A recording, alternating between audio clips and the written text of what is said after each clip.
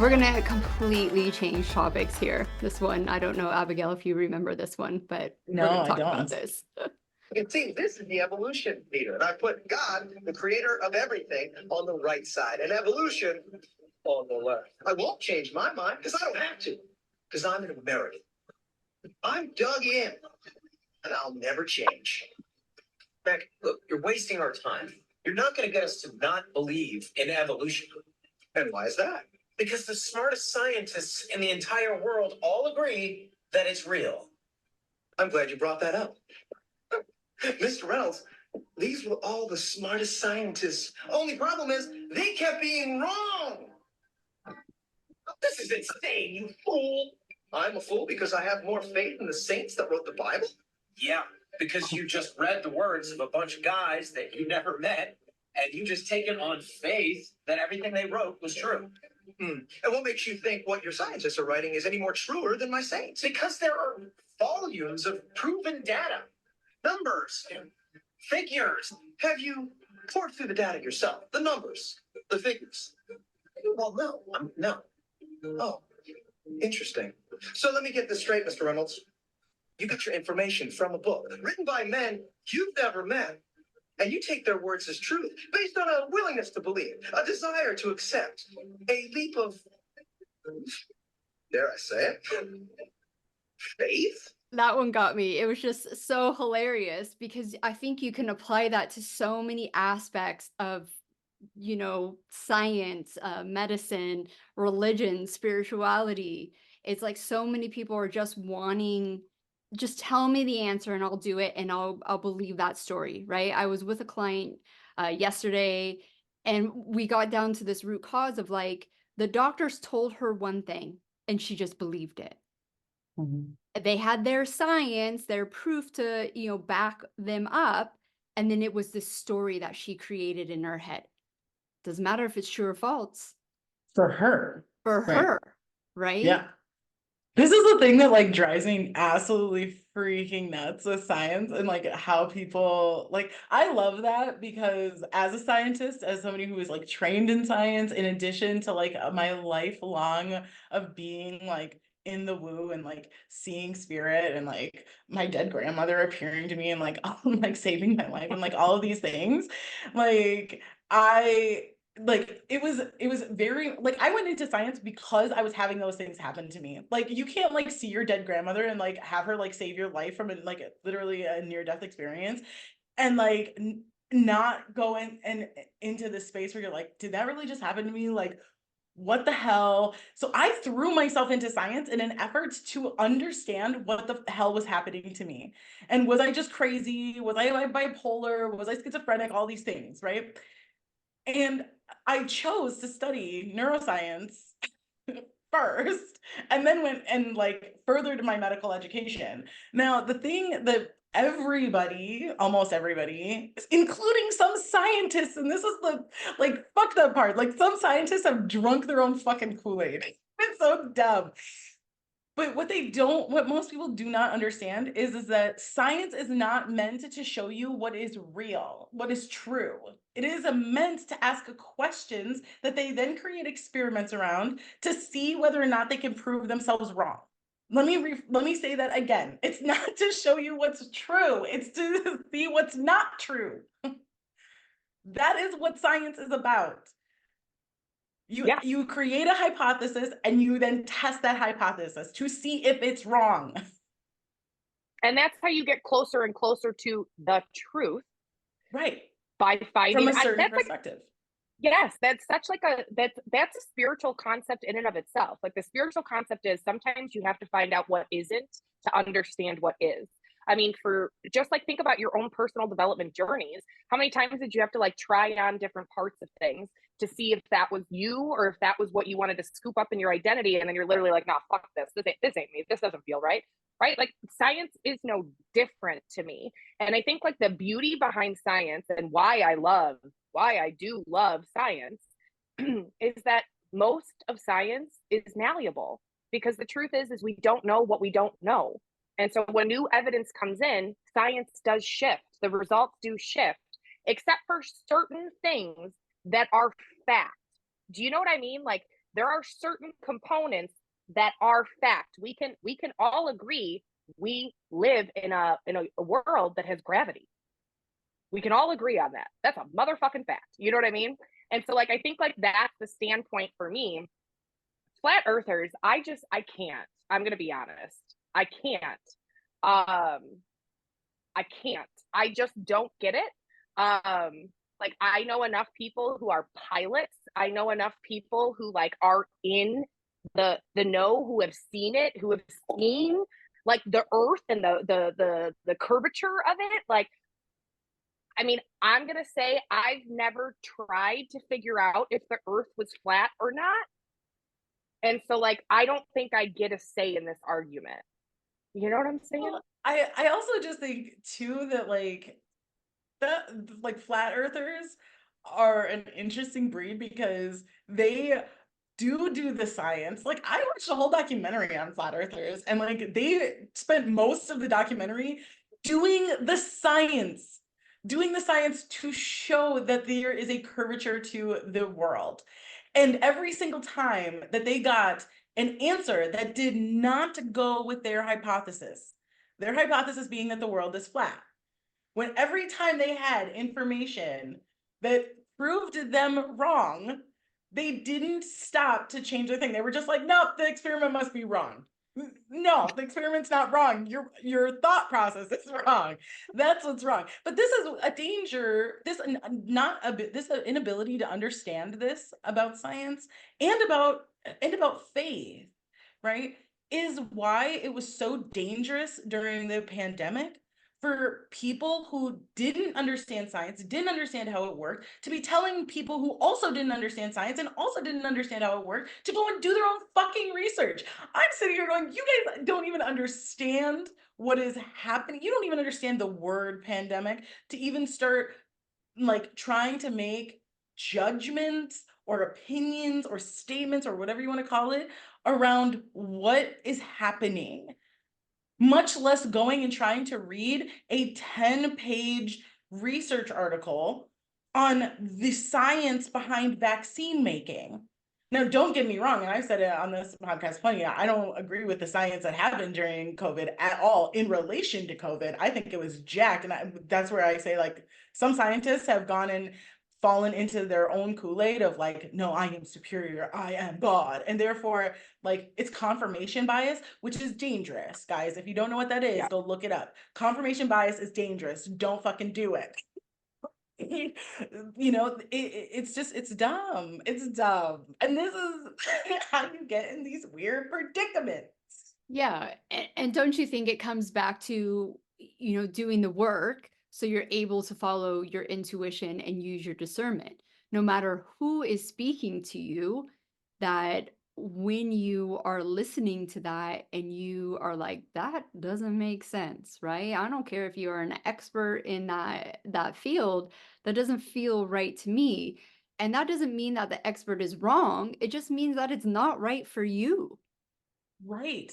Because this is the other thing about science is, and you already kind of brought it up in a roundabout way with your particular client, that science looks at the majority. The majority of the time, this is accurate. Now, we have standard deviation, plus or minus, meaning it could shift either way. And there's also a factor called outliers, meaning they don't go with the general trend. So you have to understand that as a human, you could very well be an outlier. You could very well be plus or minus the general trend. And you guys, for an entire world that wants to be fucking special, the fact that there's a majority of you that refuses to think of yourselves as special and the outlier and will just take what somebody tells you and not actually go and like look shit up is insane to me. Well, I was just going to say, don't you think most people can be outliers, then making the outliers the norm, right? Especially Yeah. with health. Yeah, and this is where like then the trend shifts, right? Like the science should then, like, the hypothesis should change, right? And this is where I get frustrated with people because they and by people I mean scientists, because they're unwilling to change their hypothesis. They're like, this is what has been done, and of course, like, it must be right. Yeah. This one was interesting. I have to bring it up because I'm sure we have someone who knows someone, or maybe you are taking drugs. And Abigail, maybe in your consultations, if you see this, are you seeing something similar? So let's talk about Manjaro and all of their counterparts. My name is Meredith Bullets, and I am an energy reader. So I had this client, and she asked me to do an energy scan of her body. But when I got to her stomach, she didn't have one. I kept trying to look for it, and I couldn't find it. And so I said to her, did you have gastric bypass or something? Now, mind you, I've read people that have had gastric bypass before, and I could see a stomach. But in this case, I could not. And so she said to me, do you want me to tell you? And I said, sure. Why don't you have a stomach? And she said, well, actually, I'm on Ozempic. And I sat there and I thought, and I said to myself, why is this happening? Why does her body think that she doesn't have a stomach? But it makes perfect sense. If you think about the fact that your stomach slows down, you're not hungry, some people are irritated, and your stomach is where your serotonin lives. But whatever the case is when I read her, she didn't have a stomach. The other thing is when I look at the pancreas, it's actually shrunk. Instead of seeing a nice full pancreas energetically, what I see is like a flat pancreas, like it's been shrunk down in some way. When I look at the liver, it seems to be working slower, like almost like your liver has a flat affect to it. So I'm curious, people that are on Manjaro and Ozempic and all of those things, does it make sense what I'm seeing that your brain does not know energetically, so information wise, etc., movement wise, etc., does your brain not think that you have a stomach? And by the way, I asked my doctor about this, who is a weight loss specialist, and she said it made complete sense and that I was freaking her out a bit. Let me know what. Thoughts, Abigail? Energy workers that feel like as soon as they tell somebody who's in the medical field about something energy related, it's freaking me out. A lot of doctors actually have faith, guys. It's actually not weird. If I were doing that scan, I wouldn't have seen it in that way. But I understand why she was seeing it that way. So with readers, and this is why you can go to 3 or 4 or 5 or however many readers you want, and you could get a different answer around giving them the same question or the same topic to look into. And the reason why you'll get different answers, that if you have all of those readers come together, I can almost guarantee you, I would say like 95%, and let me say this, get readers who are all across the same level, okay? Like at the same level or higher from them, okay? You can't go and get like a newbie and like try to stick them into the mix. You want like seasoned to mastery level readers, okay? That if all of those people got together, they would be like, oh yeah, we're all talking about the same thing. But they're explaining it differently because whoever they're having help them receive, however they're receiving. I have my guides, my higher self, right? I have a certain vocabulary in my head, a certain certain pictures in my head that those beings, can utilize to give me energy. They only can use those things in order to get me to understand so I can deliver the message. This is why it's important for readers not to just assume and to say, you know what, this is what I'm seeing. Does it resonate with you? This is what I'm seeing. Does it make sense to you? Because it may make sense to us or it may not, but it may make sense to the person who you're reading or not. And so you have to then find, the connection, right? So it makes sense to me that she would have seen it that way. Some of the things that she was saying about Ozempic, like the structural like parts, no, not real. Like serotonin doesn't live in your gut, and the medication itself doesn't trick your brain into thinking you don't have a stomach. Your brain is well aware you have a stomach. But she had to inform her client, you your appetite, your ability to like break down food is so debilitated because of something you're taking, that seeing no stomach was the only way that she was going to be able to make that information known. So it's an interesting, I can understand why people would like see that and would either like freak out, get pissy, like, especially if they don't understand how reading somebody and reading somebody's energy works.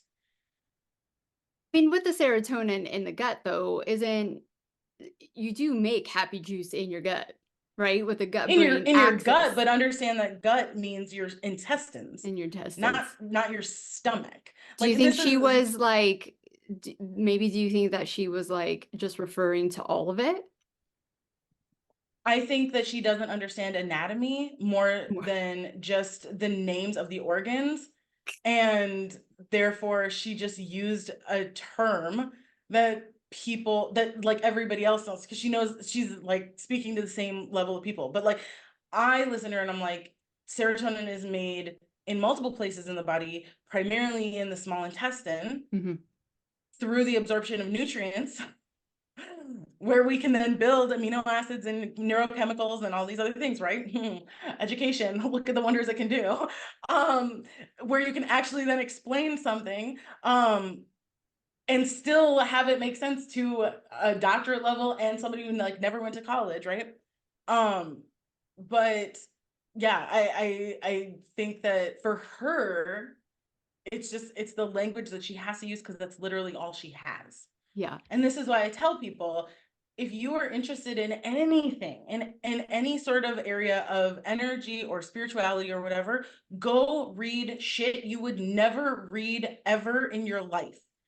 Go read a book about the planet Jupiter. Go read a book that's a science fiction book. Go read a murder mystery. Go read a romance novel. Go read smut. Go read a somebody's memoir. Diversify your mind so that you have more ability to receive, because you can only, your guides and your ancestors and all the beings that can interact with you, they only can use what you have. Yeah. If you don't have it, they can't use it. Yeah. But bringing in the medical side, right? And we all know that everything from drugs to food to our environment affects our cellular health, affects the way our body functions. So Yeah. when you're going into a reading like this, do you think most people can pick up on like pharmaceutical drug use, regular drug use, alcohol, all those things? Because obviously the person had to say to her like, hey, I'm taking this drug, and then it was like, oh, that's why I'm X, Y, and Z. It depends on your level of knowledge and experience. So some people, based out like off of experience of working with a certain population, they get used to seeing something consistently show up in somebody's energy, and they have read enough people that they're like, I know what this feeling is. They may not know the exact like words necessarily, but they know that there's something not right in the system. And so they're like, you've got to be on some drug or something. If they have medical knowledge, they will probably be able to see or perceive that it is a drug of some kind and be able to call that out. It just depends on how often they've seen it. Cool. So it's possible. It's possible to see any and every level. It just depends on your experience level. Yeah, interesting. I feel like Okay, I'm living here we in go. purpose. But the funny thing about purpose is that it unfolds more and more to you every day. So you could be living in what was revealed to you at a particular time, and then you might get stagnated because there's more that you're supposed to do. It doesn't just stop as you do one thing. So I think it's just being open to what you're supposed to do at this moment, not getting stuck in the past, because purpose is not related to career. Purpose is not related to a job. It's related to what God put inside you that you're supposed to give to the world. And you can do that in various different positions and forms. So I think it's staying open to what that essence is at all times. Like that to me is, I think that just speaks to like the fact of evolution, like personal evolution. I mean, not like science evolution, but like our personal evolution journeys. Like when you think about it, it's like at any given moment, I can't tell you how many times that I thought what I was doing in that moment or who I was being, I'm living into my purpose. And then something would happen and it would be like, that's not my purpose. This is actually my purpose. And then something would shift and then it would be like, oh no, this is my purpose. And so now it's like, I don't even really identify with the language purpose anymore. Like I don't identify with like having to be one thing or having to stick with one thing forever. I just know that it does continue to unfold, and as long as you continue to listen and as long as you continue to follow that path, you're going to deepen your relationship to the understanding of why you're here and what you're doing in the first place. But that will always shift and evolve and at times deepen this way, and then all of a sudden it's like fuck that, and it's like now we're going in the opposite direction. But as long as you're following it like that, and that is so contradictory to what our society tells us is what you should be doing.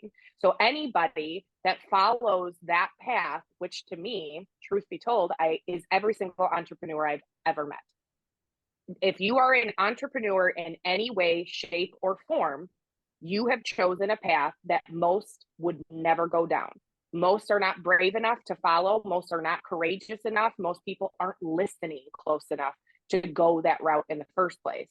So like that's where like to me, it's like the entrepreneur sector. I fucking love all of us. Like I literally love each and every one of them because I know that we were talking about this yesterday. Like they say that like when you get to the top, it's so lonely. I'm like, no, it's fucking not. We have an industry of millions of people who are literally doing the exact same thing. It's not lonely because I'm consistently connecting with them and networking with them so that I'm supported and so that I'm held. I'm choosing to put myself in those situations, whether it's in paid investments or it's in these types of connections. You know what I mean? Mm-hmm. Yeah, I think to only add to that is the patience. I think most entrepreneurs have patience and see that there is like a wider purpose or an end game, and they're willing to make harder decisions, whether that be not having the financial income that they could maybe have like in the present moment, or work a real job and their entrepreneurship is a side hustle for a few years. And they just know that that's what it is, where I think a lot of people just get caught up of like, well, this is my purpose. I feel so passionate about it. It's like, well, like, yeah, we're all passionate about like, a 5-bedroom house with 4 bathrooms and a pool and jacuzzi and a sauna. But how are you going to build that shit? Yeah. Yeah. Well, and too many people, I think, place purpose solely on career and like their job Totally. and how they make money. And that's just not the case. Like, purpose can be that, like, Monica, one of your purposes on a much smaller scale than you being an entrepreneur is the fact that you're a mom. Mm-hmm. Yep. Like, day to day, you have purpose, right? Your purpose today may have been to go to the grocery store, right? Elevate up from that and it's to be a mom. Elevate up from that, it's to be a fertility health coach. Elevate up from that, who the fuck knows, right? Like, there's different levels to purpose. And if you're going to, and that's why what he's saying is so impactful, because it's 100% accurate that you can't, if you only look at it from one perspective, you do stagnate, you do get bored, you do like end up losing it in some ways, because you need to grow, and then through your growth, so too does your purpose. So yeah, it's really impactful, and I love everything about him. We lost him too. Well, and like the purpose aspect too. Like I love it from this perspective. Like even for me, I didn't bring this up last night. I almost did, but I didn't. Like I genuinely believe that for me and like my soul contract and how I had to evolve, I came in with this idea that I was going to be a mom, that I wanted to have kids. And it was like part of my purpose was unpacking that in this lifetime and recognizing that actually wasn't true to me, that that's actually not a desire that I have. And that was part of my purpose to evolve into like, oh no, you don't have to be a mom just because you're incarnated as a woman. Like you don't have to give your healing, your medicine, your love, you don't have to give it that way. And it was a literal internal battle with me because I kept being like, what the fuck is wrong with me? Why don't I want to have kids when the rest of the world wants to have fucking kids? And so there was purpose in going through that challenge and unpacking and understanding my deeper truth here. And it's so funny because you can literally say the opposite of like part of my purpose was to understand that it was okay not to be the breadwinner in my house and that Yes. my worth came from the money I was making in my job and ignoring my kids. Yes. Like, Yes. and I think Yep. too, Abigail, the piggyback off of you, it's the mundaneness that drives people to stop, right? The mundaneness of healing, of growing, of entrepreneurship, of motherhood. Like, Imma tell you, it's fucking mundane. Um, at times, right? It's and obviously it has the most amazing moments as well, but I think it's that mundaneness that we've been sold is, being lazy, right? Or, for kids, "Don't daydream. Where are you?" And I'm always finding myself, like, trying not to say that to my kids, like, "Go ahead, daydream away, as long as we don't have to be anywhere. Like, you can have as much time as you want." Um, Yes. as always, ladies, so much fun. Super, super honored that Always. you guys come and just talk shit with me. I love it. I love it. So, obviously, all the links are down below to connect with you guys. And really, until next month, I'm just going to say it. Yeah. All right. Bye. Bye.